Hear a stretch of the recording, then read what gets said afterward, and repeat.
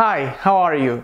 Em um vídeo passado aqui no nosso canal, no canal do Inglês no Teclado no YouTube, eu falei sobre como utilizar os intensifiers. Você tá lembrado? Eu falei sobre como utilizar os advérbios enfatizadores em inglês. Naquele vídeo eu citei a palavra pretty, que pretty era um exemplo de intensifier. Só que eu achei melhor gravar um novo vídeo explicando como utilizar a palavra pretty, porque ela aparece com muita frequência e justamente ela possui mais de uma função em inglês. A gente pode dar uma olhadinha no dicionário que a gente vai ver que a palavra pretty pode ser utilizada como adjetivo com o sentido de bela. Ou seja, a gente pode combinar a palavra pretty com a função de adjetivo associado a mulheres, a garotas. É por isso que eu posso dizer em inglês she is pretty, se eu quiser dizer que ela é bonita. Repetindo, she is pretty. Eu também posso optar pela forma comparativa. She is prettier. A forma superlativa fica she is the prettiest woman I've ever seen. Então, primeiro eu disse she is pretty. Ela é linda ou ela é bonita. Eu também posso dizer Maria is prettier than Jennifer. Então, eu estou dizendo que a Maria ela é mais bela que a Jennifer, adotando a forma comparativa de pretty em inglês. Eu também posso adotar a forma superlativa e fica she is the prettiest woman I've ever seen, que contém o sentido de ela é a mulher mais bonita ou mais linda que eu já vi em toda a minha vida. Justamente como naquela música Pretty Woman. Agora eu também posso empregar a palavra pretty com um sentido diferente, ou seja, com um sentido de bem, como por exemplo, bem difícil ou bem fácil. Eu posso dizer em inglês It's cold today, com o sentido de está frio hoje. Repetindo, It's cold today. Agora veja o meu segundo caso. It's pretty cold today. Quando eu embuti a palavra pretty, ela está atuando justamente como um intensifier, pois ela está intensificando o sentido de frio. Está pouco, médio, mais ou menos frio? Ora, está muito frio. Eu disse It's pretty cold today. Eu também posso dizer que uma prova, um teste, um exame foi fácil. Em inglês fica I thought the test was easy. Repetindo, I thought the test was easy. Então, na minha opinião, o teste ele foi fácil, easy. Agora, também poderia muito bem ter dito I thought the test was pretty easy. Repetindo, I thought the test was pretty easy. Então, eu estou dizendo aqui que nesse caso o teste ele foi fácil, mais ou menos fácil. Não, foi bem fácil. Tanto é que eu disse pretty easy. I thought the test was pretty easy.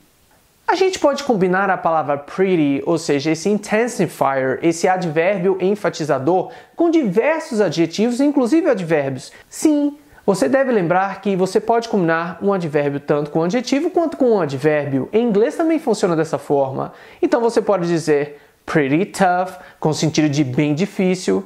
Você também pode dizer pretty early, com o sentido de bem cedo. Você pode dizer pretty dumb, com o sentido de muito bobo, muito burro. Você também pode dizer em inglês I'm pretty sure. Repetindo, I'm pretty sure. Nesse caso, a gente costuma dizer na língua portuguesa algo como tenho certeza absoluta, A gente costuma dizer em português eu tenho certeza absoluta. No inglês cabe a gente utilizar pretty associado a sure. E aí você pode dizer I'm pretty sure.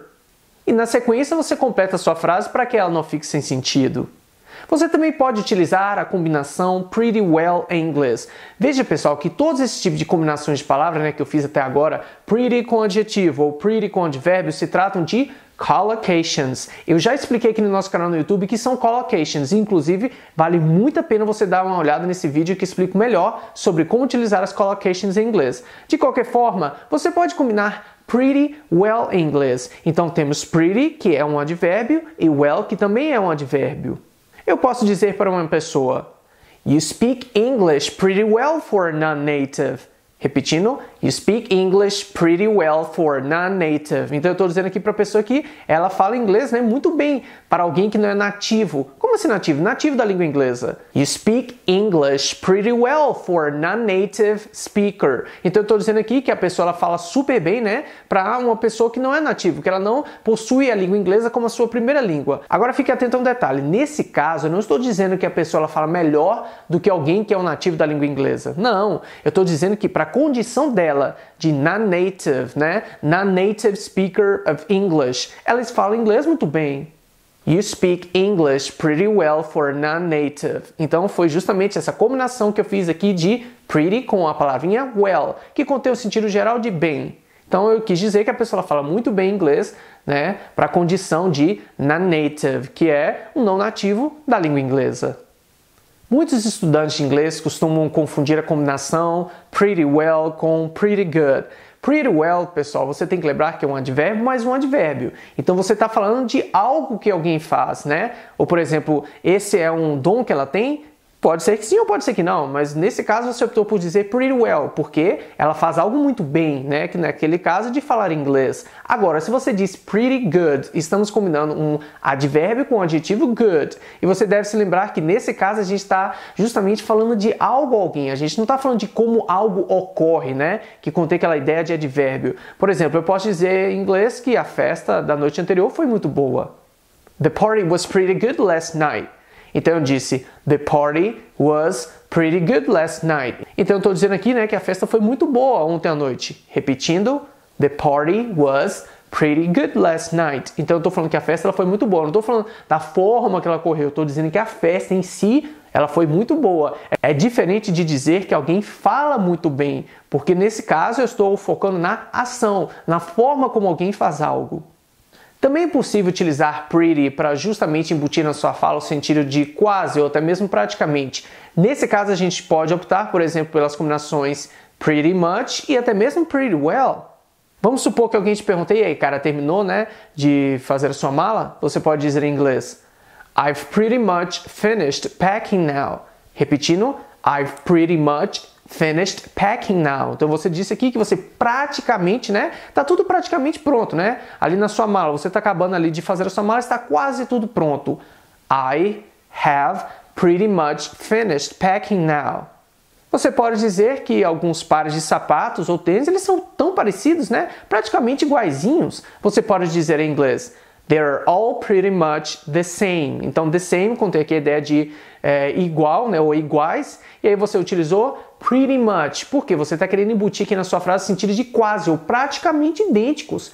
They're all pretty much the same. Você pode dizer que o projeto ele está praticamente finalizado. Em inglês fica, the project is pretty well finished.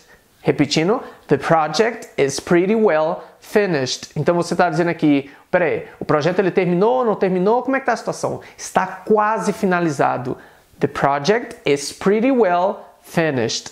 Você pode dizer, né, que está quase decidido, ou seja, a sua decisão está quase tomada e que você não vai a algum local. I've pretty well decided I'm not going to go.